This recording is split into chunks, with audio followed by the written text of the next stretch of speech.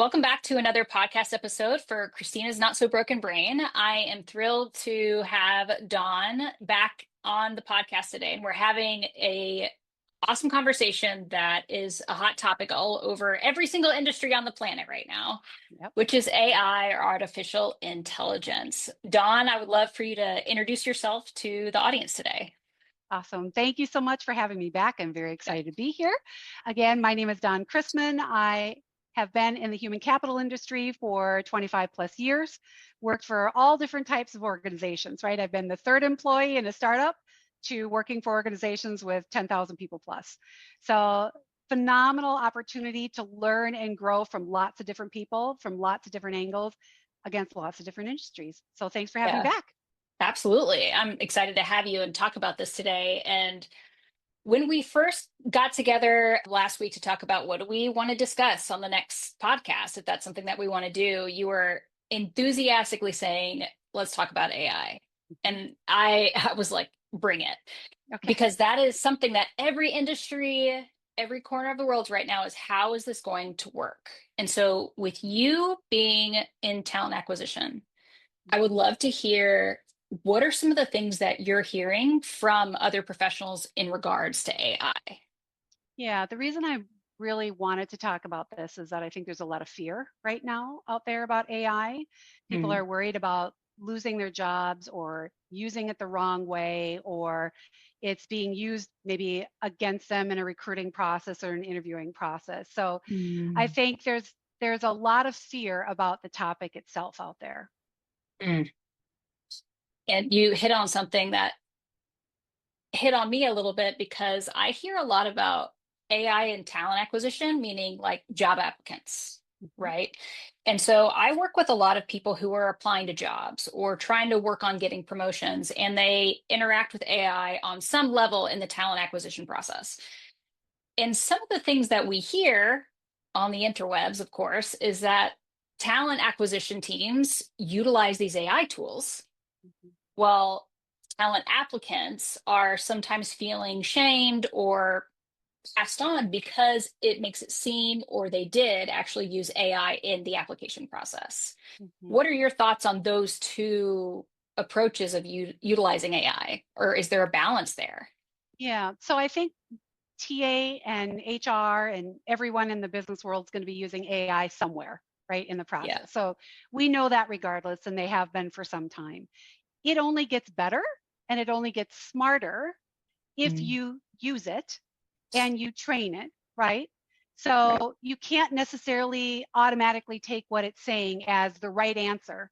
Let's say you're trying to build a job description, right? You're in TA, HR, or you're a hiring manager trying to build a job description.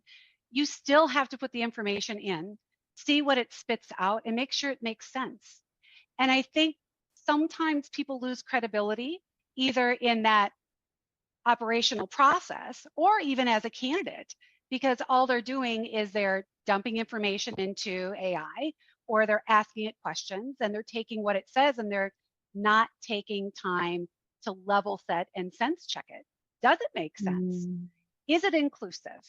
Does it have the words in it that I need? Does it represent the job that I need? Does it represent the job that I want? Or maybe people are using it to build a cover letter or reference and do some changes inside their resume. That's great if you're using, but make sure it makes sense and it looks like you actually did it and it represents you.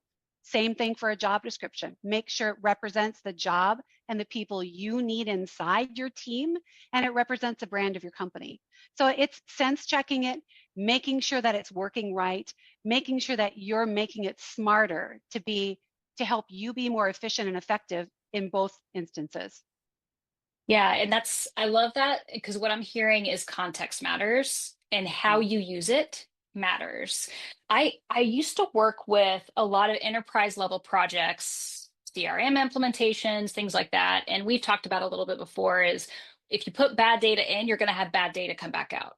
Mhm. I feel that very much with AI and with like ChatGPT, for example. I utilize that with my clients and in my business.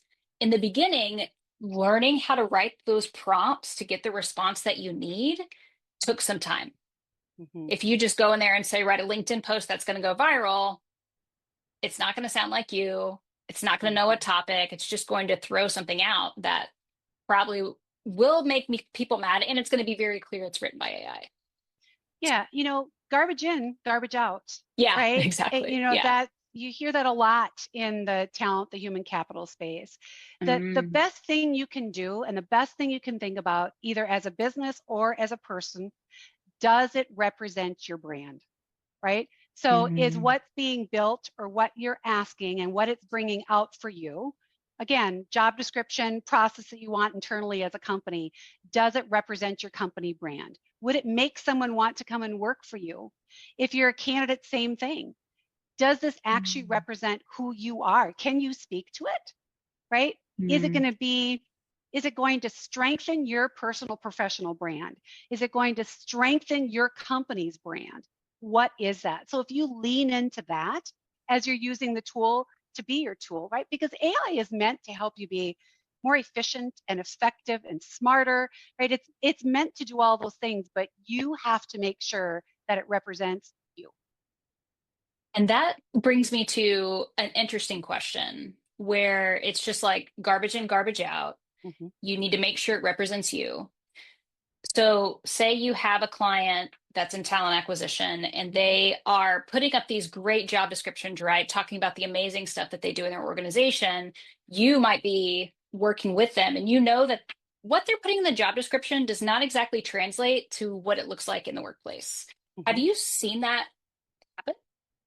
Yeah, but I don't think this is anything new with AI, right? This Fair. is forever, Yeah. right? I think part of the reason that the recruitment process, the jobs that people will fail in that space, right? So let's say collectively over, is because they're not necessarily keying into what is really needed, right? What do you really need inside of your team? What do you really need inside of your business? Sometimes it's more important in that process to understand what somebody doesn't need. What would be a bad fit? What would be a incomplete fit for a team? Because sometimes, again, having that cultural fit, I will say a lot of times is more important than a skill set, right? The magic happens when you have both. But that recruiter, that HR person, that talent acquisition person, whatever their title is, whomever is working with the individual inside the company to hire, regardless of whatever title they hold, they have to understand what's going to be a fit for that team, for that business, and for the organization as a whole to actually meet their goals and what they want to do. So they have to figure out what that is. AI can't do that for anyone, right? They have to coach and counsel to that hiring manager. Some of the things I've when I've worked with clients in the past, I've said, okay, I've listened to what they've told me they need.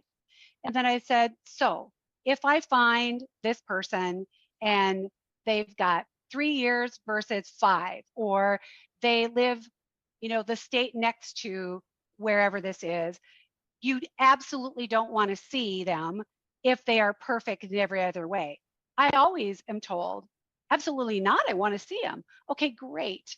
Well, the specifications that you're building right now will exclude those people.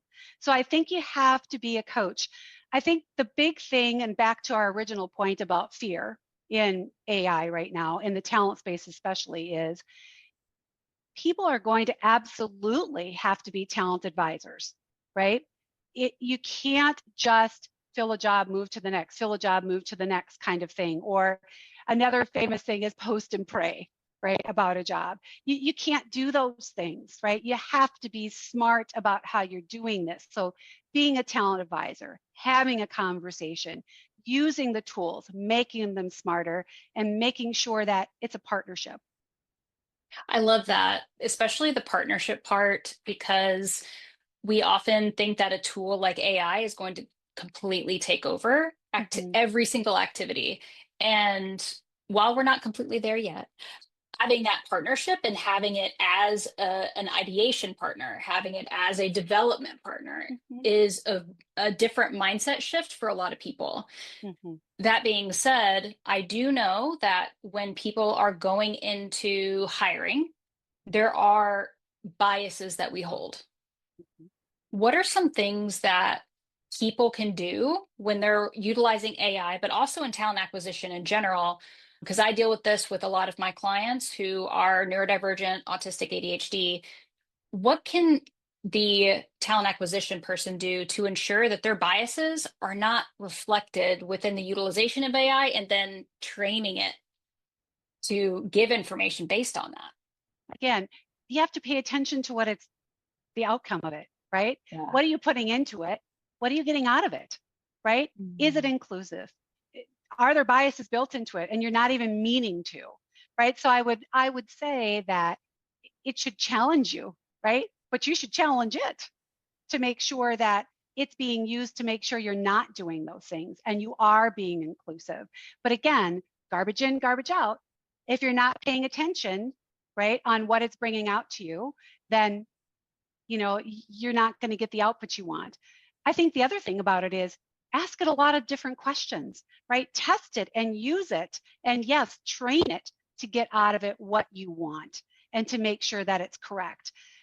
I really think it's a phenomenal thing to be able to use other people inside your organization to review things and look at things. If you don't think it's coming out and it's strong, and you've talked to the hiring manager, talk to HR, talk to legal, talk to risk and compliance.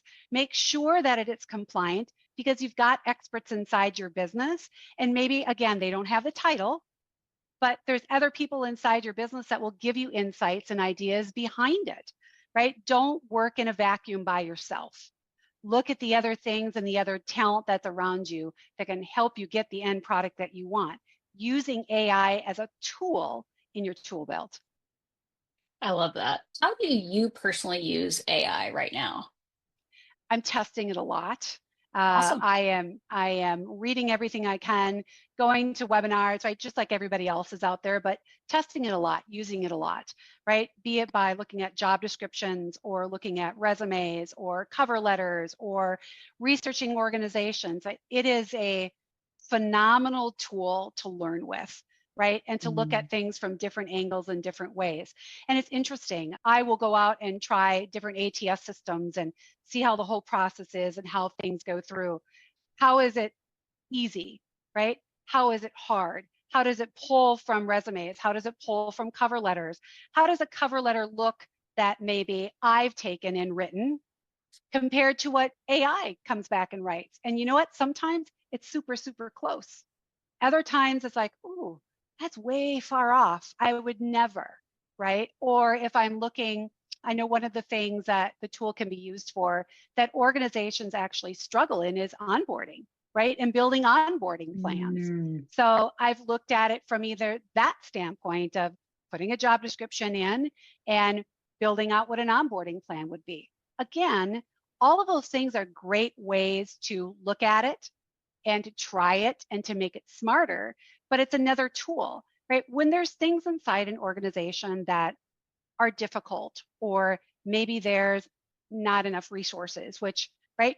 Talent management is huge because everyone is trying to do much, much more with much, much less. Okay, great. So AI can be a tool for you, but it has to be the smart tool.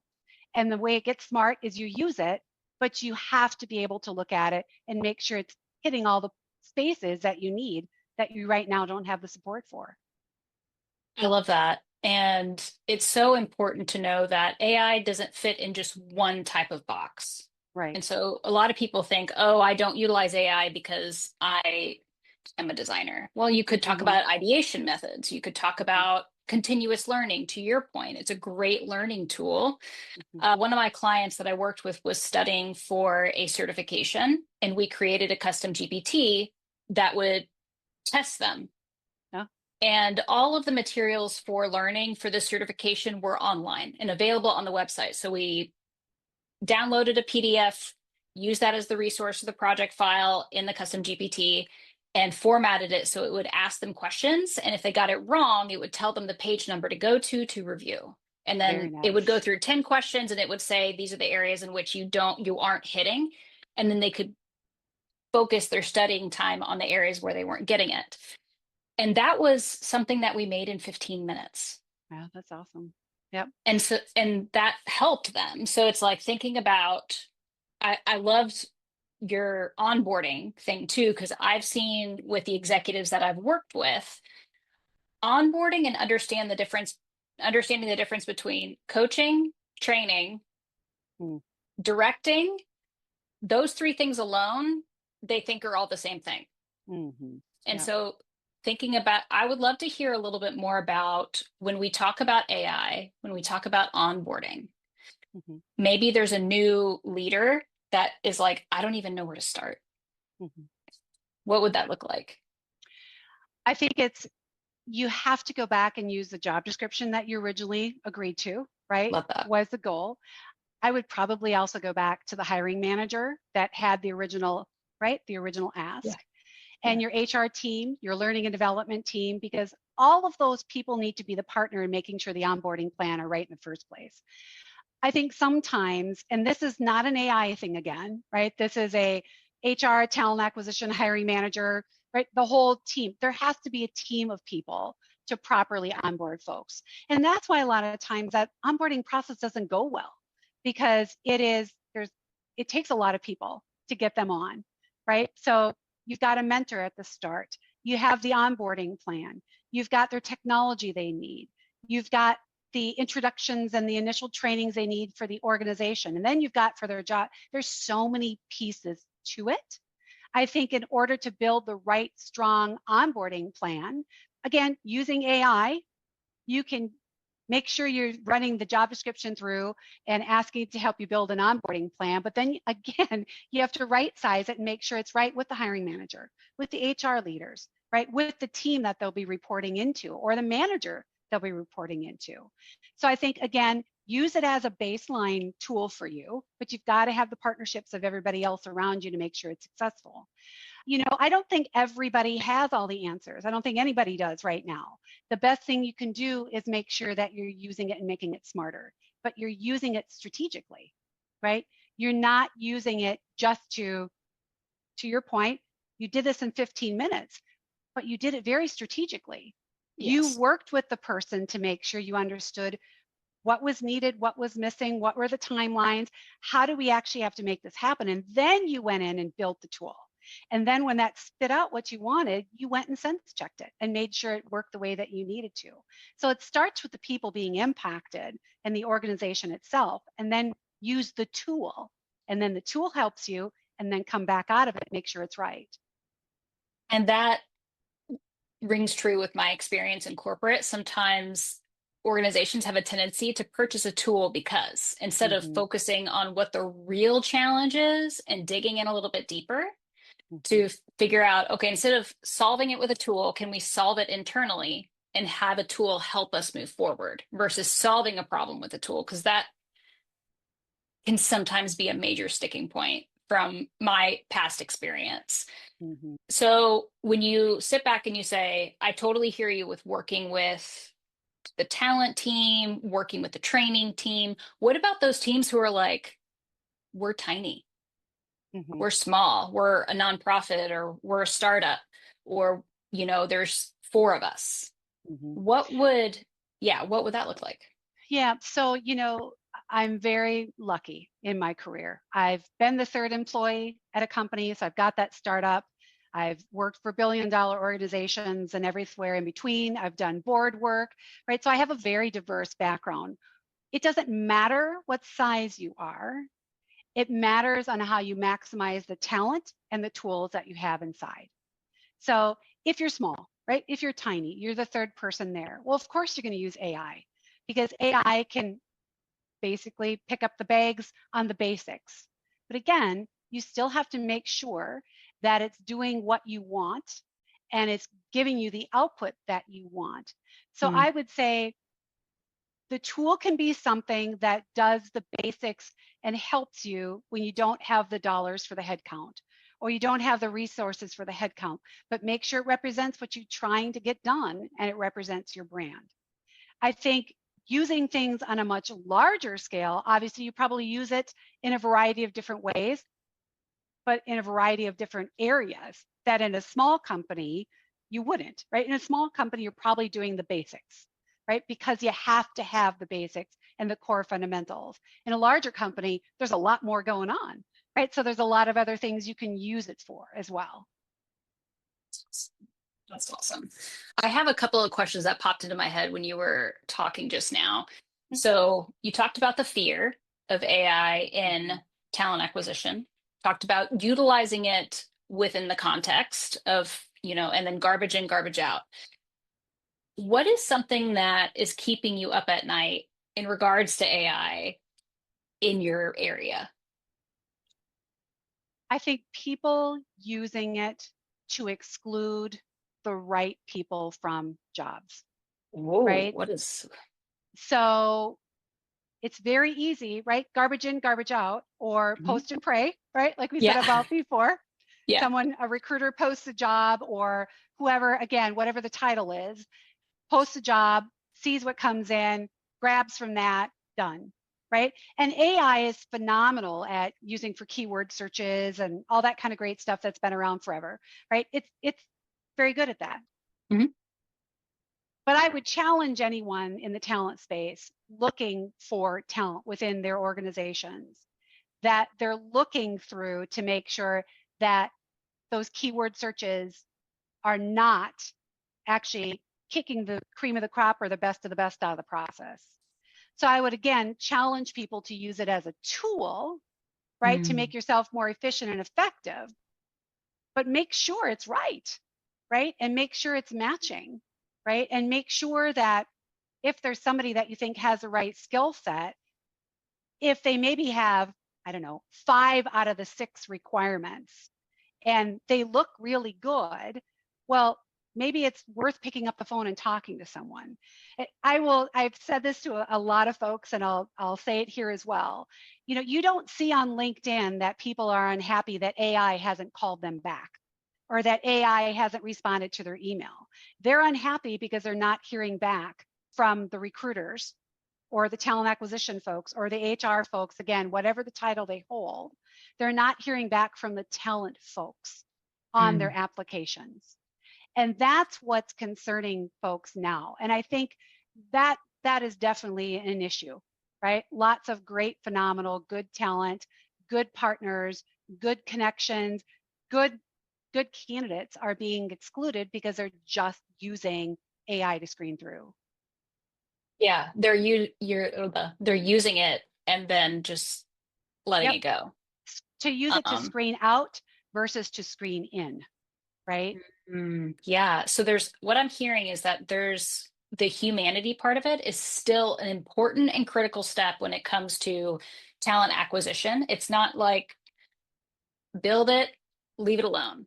No, Like, yeah, it absolutely is. I mean, I would argue it's probably even more important now, right? Because mm, people are doing that, right? And they are using it as an efficiency tool. Again, yeah. absolutely. Use it as an efficiency tool. Use it to make you smarter. Use it to make your team more efficient, your process more efficient, more compliant, reduce risk. Mm, Absolutely. I am all for that, right? I'm an yeah. operations person from top to bottom. I love it. And I think that is phenomenal. But when when you use it, but you're using it to not be smarter about how you're doing it, but quicker, that doesn't help because it costs a lot more to your brand. It costs a lot more to the efficiencies and the effectiveness and the productivity that you have inside your companies to have the wrong hire or to promote the wrong person or to pitch the wrong product in an instance where it should have been something else. You got to be smart about how you're using it.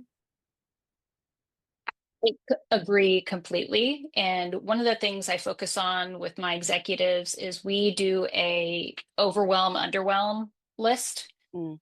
Like, what tasks do you have day to day that are overwhelming for you? Is it replying to emails? Is it reviewing current reports? What are some things? And what we do is we figure out what tools are available. AI is always a part of that list. Like, how do we want to figure this out? Mm-hmm. So we go through a series of questions of figuring out what type of tool. Is it a work tool? Is it a home tool? Is it both? That can range from visual timers to a custom GPT, like we mentioned before, with creating a certification tester. What are some questions that people can ask themselves in talent acquisition when they're trying to figure out what type of AI they really would benefit from? You got to look at your process, right? Mm, Do you where the have every step of the process covered, right? Do you understand how someone coming into the organization is going to come into the organization and benefit the organization?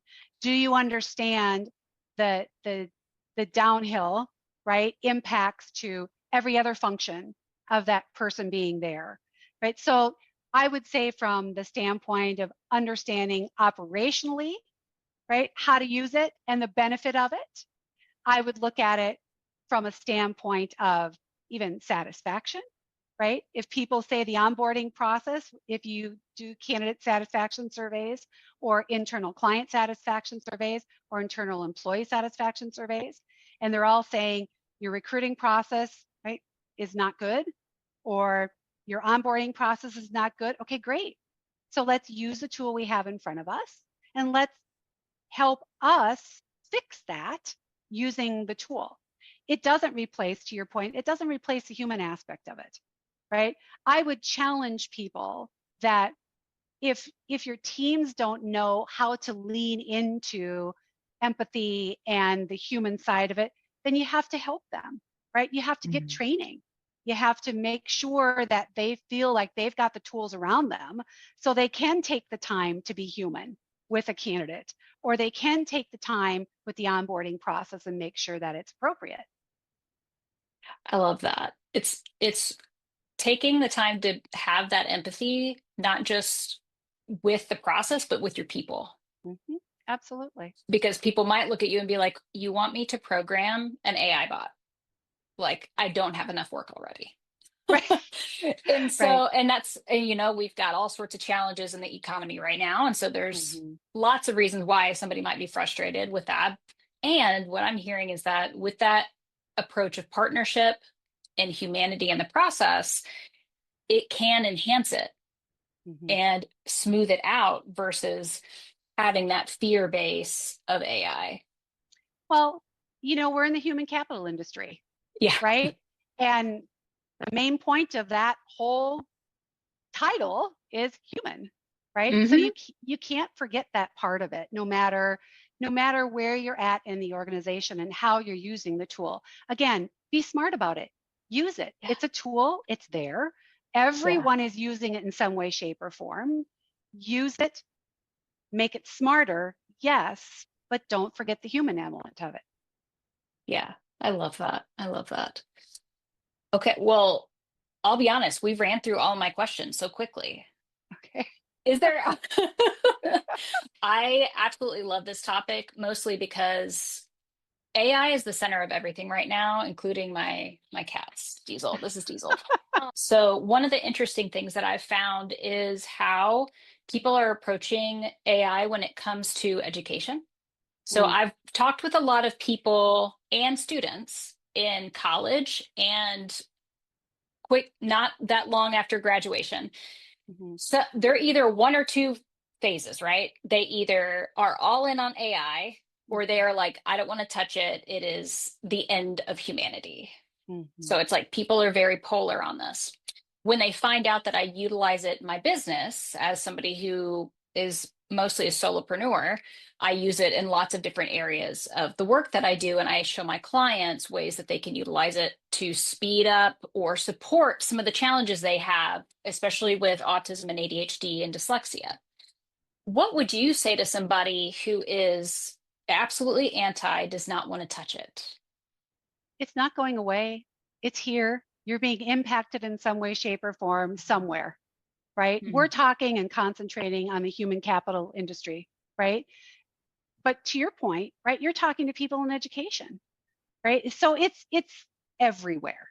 So the Yeah. best thing that you can do is make yourself aware of what's out there, use it, and be smart about how you're using it. And then I will also flip to the other side of, if you're working with somebody or you're partnering with somebody in some way that has those feelings, one way or another, loves it, doesn't want anything to do with it, educate each other, right? Mm. Talk to each other, educate each other. If you go into a project management mindset, right, an operational project mindset, typically when you're trying to unravel a problem, 9 times out of 10, the root cause of that problem is lack of communication, right? If you're talking to each other, right, and educating each other, that will help. It's not going to solve everything. You're still going to have your ideas behind it, right? It doesn't matter. You're not trying to sway one person one way or the other. You're trying to educate them and talk to them about what's happening. It's not going away, right? It is only going to increase in the areas that it is now.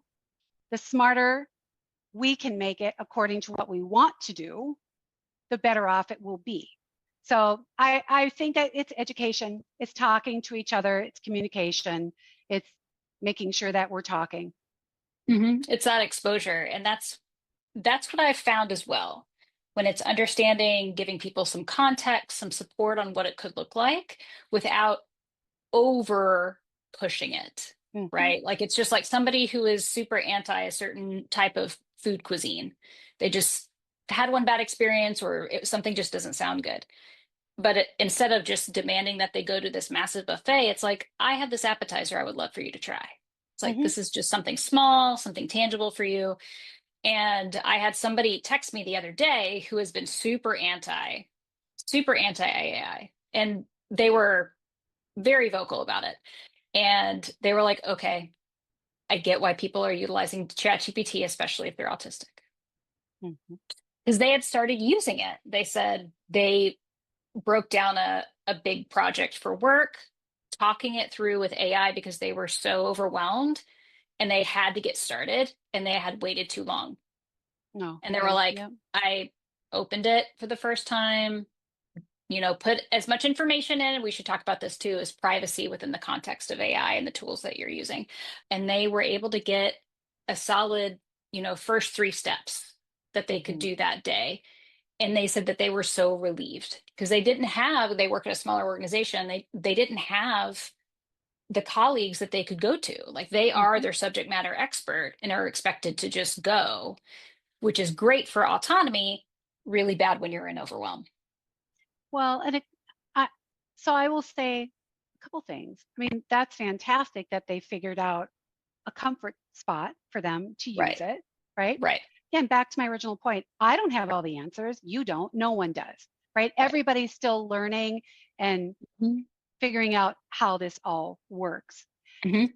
But I will also say, from a standpoint of, if you don't have those internal partners, so let's go back to the company with 3 employees, right? The Yeah. startup organization. You've got those couple of folks, but they may not be experts in what you're trying to figure out. Using it to research and to learn, phenomenal, Mm.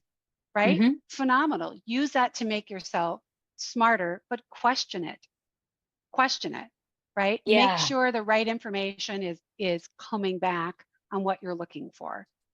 Mhm. And this reminds me so much of when Google first came out. Mm, When okay. librarians and libraries were really worried that nobody was going to have that understanding of what does a valid source mean? What does Mm-hmm. this really look like? Where is this information coming from? And people have had that challenge for a long time. We've had tabloids for a century plus, right? Mm-hmm. And people learned over time how to validate information. Is it still an issue? Absolutely. Mm-hmm. And to your point, and this is something I do encourage my clients to do as well when they utilize AI tools, especially ChatGPT, is to include in the prompt, provide sources, give me raw links so I can go and review etc. Because, and then sometimes I ask, where did you get this information from? And Right. so that even just being able to know that you can do that. I have a colleague who utilizes one of the AI tools similar to ChatGPT. I forget the name of it. And her approach is very much, I picture this as like a robotic colleague. And if somebody walked up to me and said, 87% of people are unhappy with your services, it's like, where did you get this information?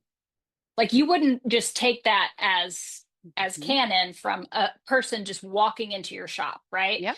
Yep. So same thing with ChatGPT, with your AI tool, be like, I would like to understand the background in which you found this information.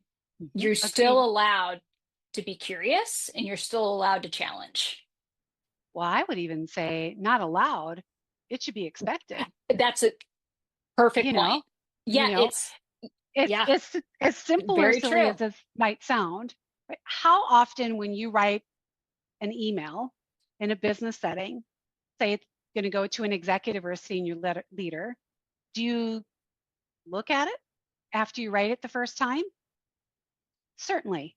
Yeah, I mean, absolutely. very few people, when they know an email is going to an executive inside their business, right? A president, a CEO, CTO, whatever it is, right? The C-suite. Very few people will write an email and hit send without looking it over. I would say the same thing about using your AI tools, right? Are you using what AI says and not Mhm. questioning anything that comes out of it and Oof, just copying, paste it and pushing it over? Back to your question about yeah, candidates, I mean, some people are doing that, which is why you're seeing some of the things you are on it's the true. platforms about, hey, let's not be doing this. Candidates don't do this, right? So some people are, but you don't. So Mhm. if you need to sense check yourself, think about, I'm sending an email. Would I not look at the email? Well, sure you would. Every Yeah, time, at least once. absolutely. Yeah, Same thing. I love that. One of the things that came to mind when you were talking about like leadership in AI and having Mhm. like you need to not just give yourself permission, which is what I said, like to be curious, like you have to ask, you have to Mhm. validate. A phrase that I heard a lot in corporate was trust but validate.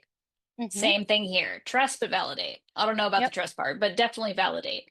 Yep. So when it comes to leadership, productivity, Mhm.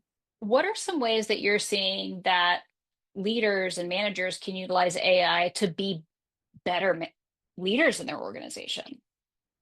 Yeah, I think looking at using it from a job description from the start, right? So you Um, have the right person coming in with the right skills, but then sense checking it to have the right cultural fit, right? So hmm that's a really easy thing because a lot of times organizations don't have job descriptions or they're very old and they haven't had hmm time or resources to actually revise them. So making sure that's right from the start and then making sure it aligns to the rest of your team, right? Does it make sense? Do the other people in the team have that same job description or is there something else you need to change for them? Have you built a development program for your team? Do you have a standard meeting cadence? Are you making sure that you're surveying people, right? And I hate to say the survey word because it gets overused and the whole concept gets overused quite a lot, and I get that, but be smart about it. So asking those questions, making sure you as a leader are on top of things that you can then go, say members of your team maybe are very worried about AI. Are you educating yourself about AI so that you can help them feel more comfortable? Are you building a training curriculum that hits all the points that they need and are you using AI to educate them? So I think from your own professional growth, you can use it, from helping it to make sure that you're building curriculums and things so your people can grow.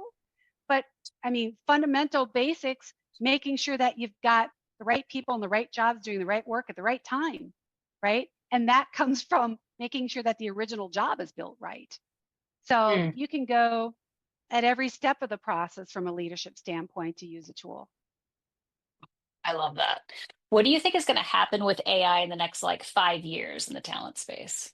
Oh, goodness me. I know fortune I telling was time. I was going to say, where's my I crystal know your ball? crystal ball. Right, crystal ball. Yes, crystal ball time. I think that AI will become this mainstream tool, right? Yeah. Everybody's using it now, but it's just going to be a standard, right? I also think, though, in the talent space specifically, that it is going to push people out of their comfort zones that maybe weren't talent advisors before, because now they're going to have to be, right? Ooh. Because they will have to make sure they're taking care of people. They will have to make sure they're calling back or they're emailing back. They're doing that high touch candidate care, because now AI can fill the top of the candidate funnel. It can do the paper Yeah. screens. It can do the initial Mm. screens. Now there's maybe 3 steps of that process that are automated that people maybe did before.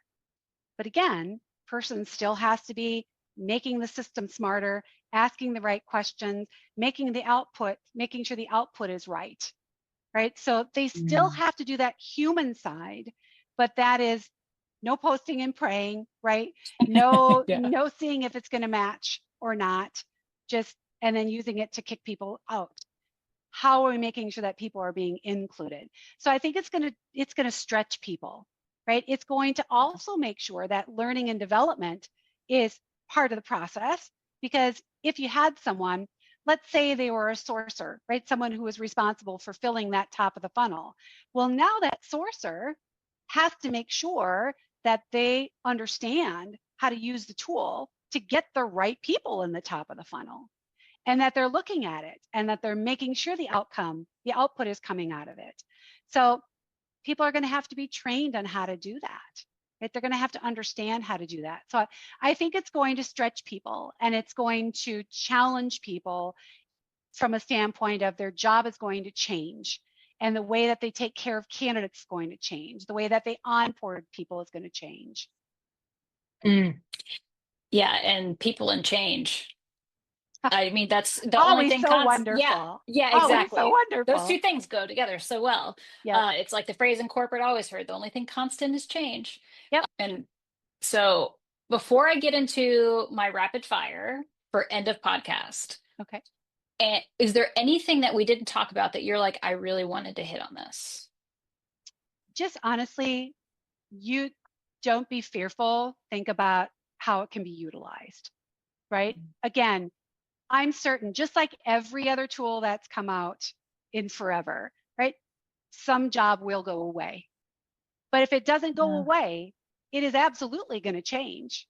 Or maybe it's still the job title, but now your job responsibilities have changed, right? So I would Mhm. challenge the way people are thinking about it from that aspect and that part of it. Again, it's not going away, right? So what do you do to make sure that you future-proof your team, yourself, your job skills, to make sure that it is relevant as you move forward? Awesome. Thank you so much. Okay. You ready for some rapid fire personal? Go Let's ahead. go. Okay. Okay. If you could rebuild the hiring process from scratch Mhm. using AI, what's one thing you'd throw out immediately? Hmm. I would throw out the aspect of just doing that tippy top screen at the very top, right? So your whole Jeez. recruitment funnel that you've got, right? Fill the top of the funnel, make it fast down to that initial screen, right? Okay. Yeah. I would figure out how I take the very top of the funnel, and it's typically top of your funnel. Then you do an initial screen, then you do a paper screen, then you do a phone interview. I would figure out how to squish that down and get to that phone interview process as quickly as possible. Okay. That's awesome. What advice would you give your younger self, your young professional self, about embracing tech and AI overall? My initial foray in the technology and the HRIS and all that kind of world was, it was fear. Oh my gosh, right? I don't know Mm. about it. I'm scared of it.